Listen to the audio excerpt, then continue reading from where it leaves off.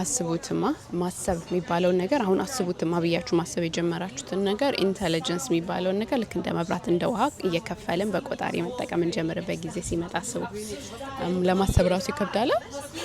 የኦፕን ኤአይ ሲኢኦ ሰውየው ያለው ነው ሀሳባቸው የነሱ ቢዝነስ ፕላናቸው ነው። ግን ወደፊት የሚያዩት ነገር ልክ እንደ ዩቲሊቲ ልናደርገው እንደ መብራት እንደ ውሃ ሰው በቆጣሪ እየከፈለን እንዲያስብ ነው፣ ኢንተለጀንሱን ከኛ እንዲገዛ ነው ብሎናል። ዋርኒንጉ በትልቁ እየተነገረ ነው። ያ ግን በጣም ኮሌክቲቭሊ ጅልና ኢኮኖሚስቶችና ሶሻሊስቶች ኢንክሎዥር ይሉታል። ምን ማለት ነው? አንድ ነጻ አባንደንት ለሁሉም አክሰሰብል የነበረን ነገር አጥሮ ከዛ በገንዘብ ግዙኝ ማለት ነው። ካፒታሊዝም ስዊፕ እያደረገ ሲመጣ ዓለም ላይ የመጣ ያለ ነገር ነው። ውሃ ሁሉም ሰው ሄዶ ከማንም የሚያወጣው ከየት የሚቀዳውን ነገር በገንዘብ እንገዛዋለን። ከቻሉ ትንሽ ቆይተው አየርም ያስገዙናል።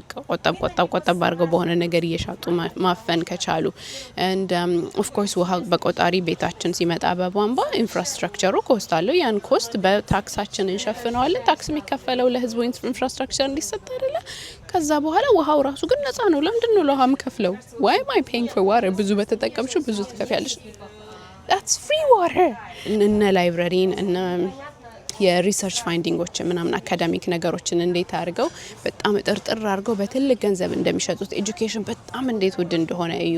ሪድ ኤንድ ዳት የላንድ መሬት ምናምን በተመለከተ ደግሞ የብሪቲሽ ፓርላመንት ልክ ካፒታሊዝሙ ላይ እንዲህ ብለው ሲገቡ እንዴት አድርገው ነፃ የነበረ ፐብሊክ የግጦሽ መሬት ምናምን እንዴት ማስከፈል እንደጀመሩ these are the things ብታነቧቸው ፋሲኔት የሚያደርጓችሁ ተፈጥሯዊ እንዳልሆነ ካፒታሊዝም የሚያሳያቸው ነገሮች ናቸው። ደግሞ ሌላ ለምሳሌ ጀማይካን ልስጣችሁ። የሚያማምር ቢች ያላት ሀገር ናት ጀማይካ አይደለ?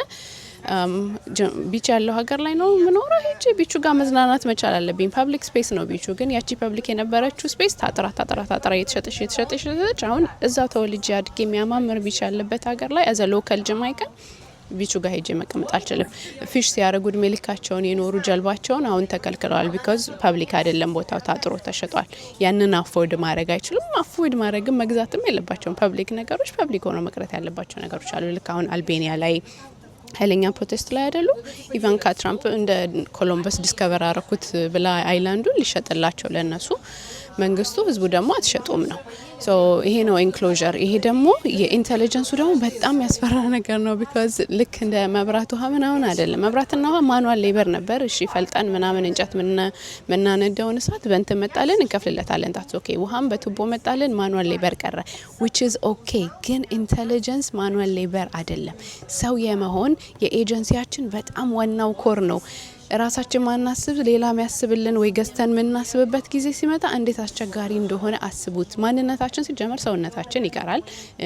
ኢንዲፔንደንትነታችን በራሳችን ኤጀንሲ ኖሮን ይሄን ነው ፈልገው ይሄን ማልፈልገው ይቀራል። እነሱ የሰጡንና የምናስበው ግን እያንዳንዷ ራስሽ አስበሽ ገጣጥመሽ በመጻፍ ፋንታ እቺን ነገር ጻፍልኝ ጭንቅላቴን ተጠቀሚው ፕሮብለም ሶልቭ ያላረኩበት የሆነ ዲፕ ነገር አስቤ ያልጻፍኩበት ጊዜያት በሙሉ ይሄንን ጭንቅላት የሚያስበውን ኮግኒቲቭ ፓርቲን እያበሰበስኩት እንደማንም ነገር ያለ ስራ ሲቀመጥ ሮት እያደረገ ነው። ዝም ብዬ ስክሮል አደርጋለሁ።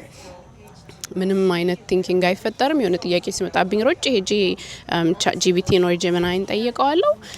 ከዛ ማሰብ የፈለኩ ቀን እኔ እንደ ሰው ይሄ ዲፕ የሆነ ሪዝን የማድረግ ችሎታን ክሪቲካል ቲንኪንግ አቢሊቲን ኮምፕሌክስ ነገር ማመዛዛ ምናምን አጥቻለሁ።